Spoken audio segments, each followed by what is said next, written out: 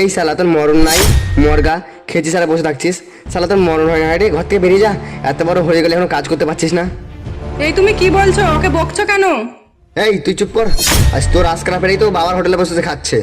এই তুই ঘরে গিয়ে বস।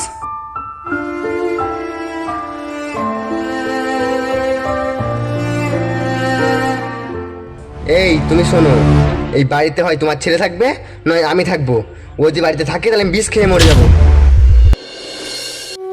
জানিস বন্ধু, আমাকে এই পৃথিবীতে বাঁচতে ইচ্ছে করে না। কেন রে? আজ 6 মাস ধরে সহ্য করছি।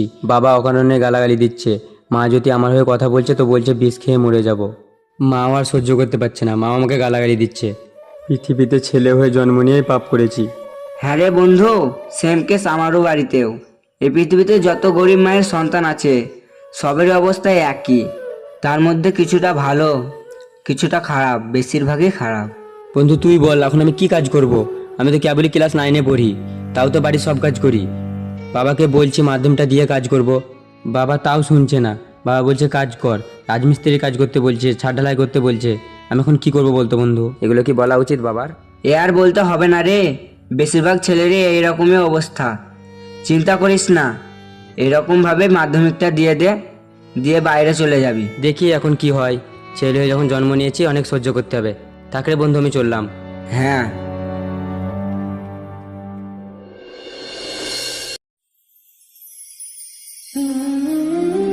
বাহা তুমি তো সবই জানো, সবই শুনেছো আমার অবস্থা।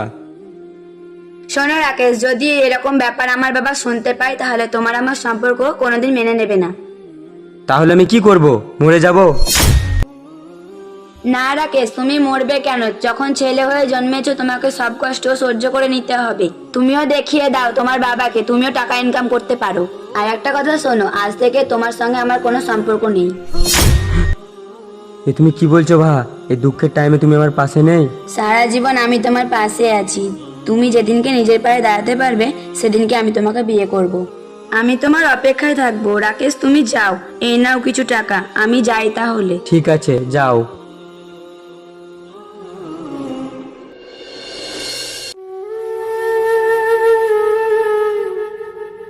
রাকেশ খড়গুলো কাটতো। ঠিক আছে মা।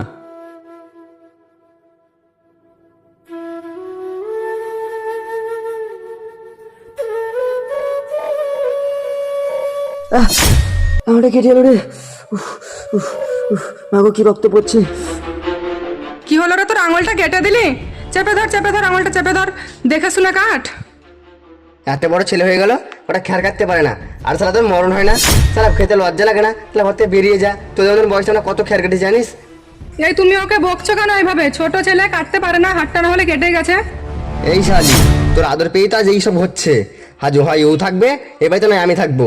আমি মাঠে গেলাম, এসে দেখতে না পাই।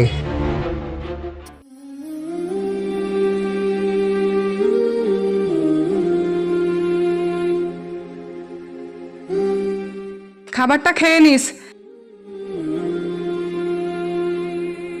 আর তোর মরণ হয় না? তুই মরতে পারিস না? মনে হচ্ছে ঘর থেকে পালায়, নাহলে তোদের লেগে আমি কবে মরেই যাব। তোর বাবার জ্বালায় এই ঘরে আমাকে একদম থাকতে ভালো লাগে না। চললাম আমি।